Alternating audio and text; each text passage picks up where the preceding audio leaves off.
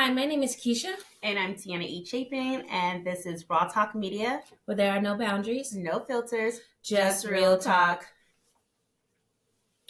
All right, so today's episode, we're going to be talking about the Grande, Miss Karen Huger. Karen. And we're going to discuss her latest DUI. I think that it's a really great topic to discuss because it has to do with one, pop culture, and it also has to do with some serious, heavy stuff like, should we be on the streets? Did she get enough time? Are they using her as an example? So, okay, I love Real Housewives of Potomac. Like, it actually has replaced my love for Real Housewives of Atlanta. I don't know what happened to them. They just fell off. But, now that Portia's back on, yes, I'm going to be watching it. However, this season, they were basically not really talking about the issue because she said it's under investigation. Like, she doesn't want to talk about it. And she didn't really give us, much of the story. However, the video came out and she was going in on the officer, and it ended up being more than what it is. And then more stuff came out about her having, this is her fourth DUI.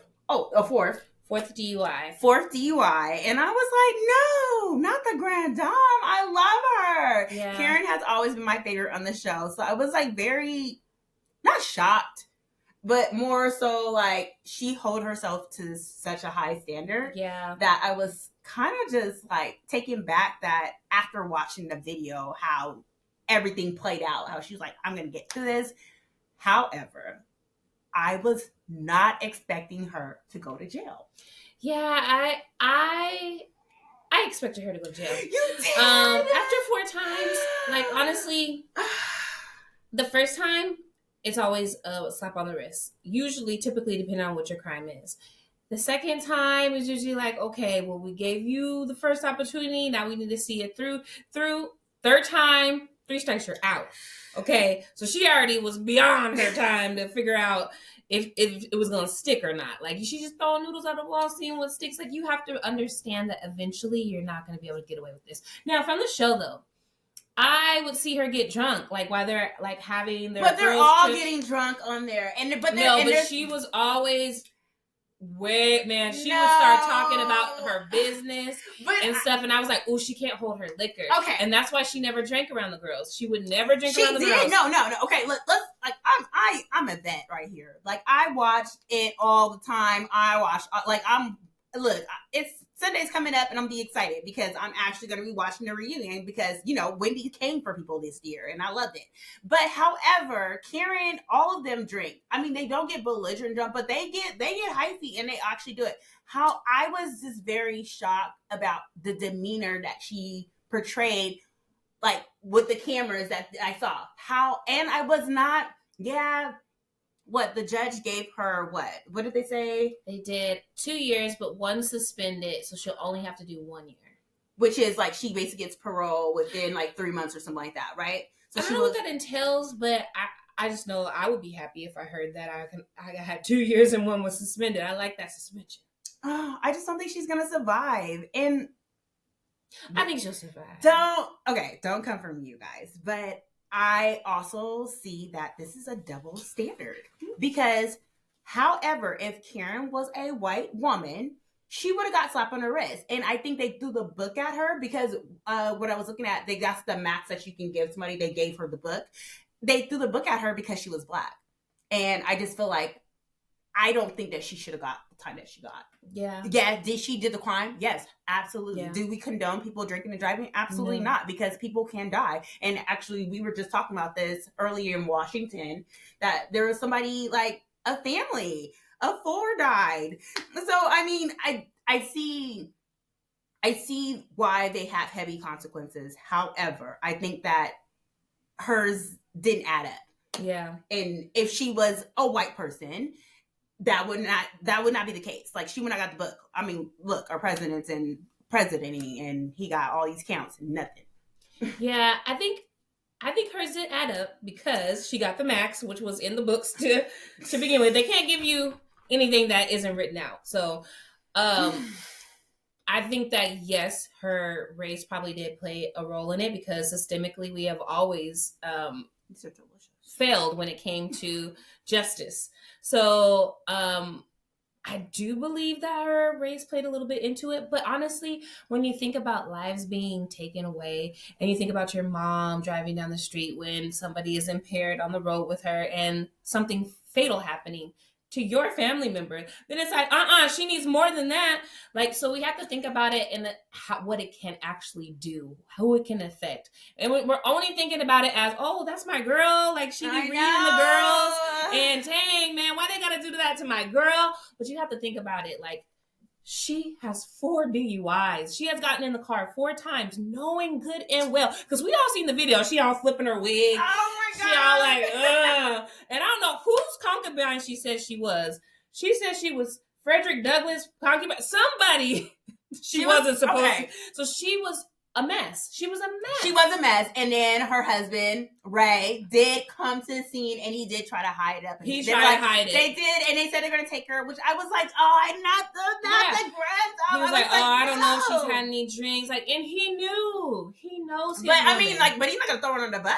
Like, if it was my husband, please don't. No. I don't care if I'm bad, but you don't talk about bad in front of other people. But that goes to show you that they're not, he's not helping her. He's enabling her.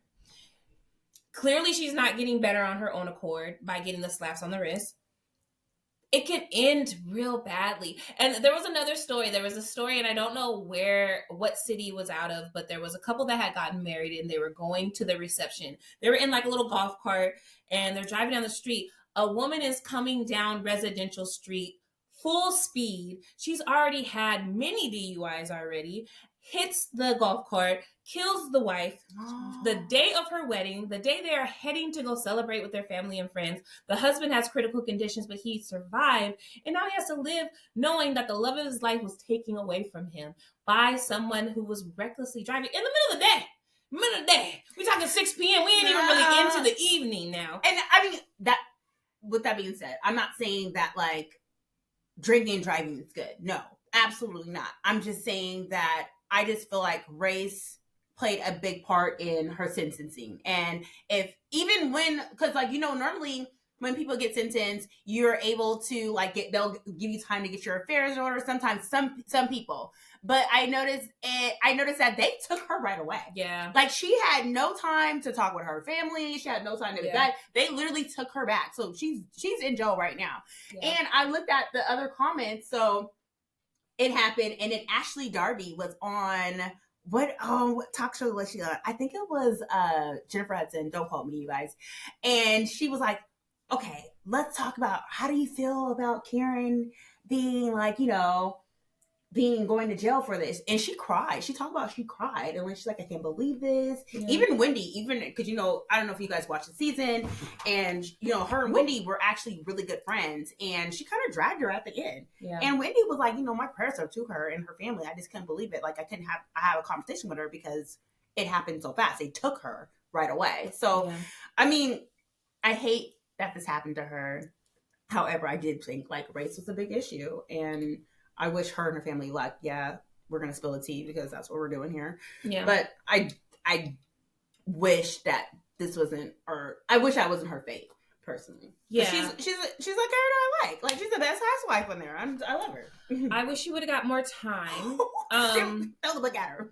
Who cares? I'm sorry. And honestly, I know mistakes happen. I get it. I have made mistakes. I have had consequences for those mistakes. No, I've had consequences for those mistakes.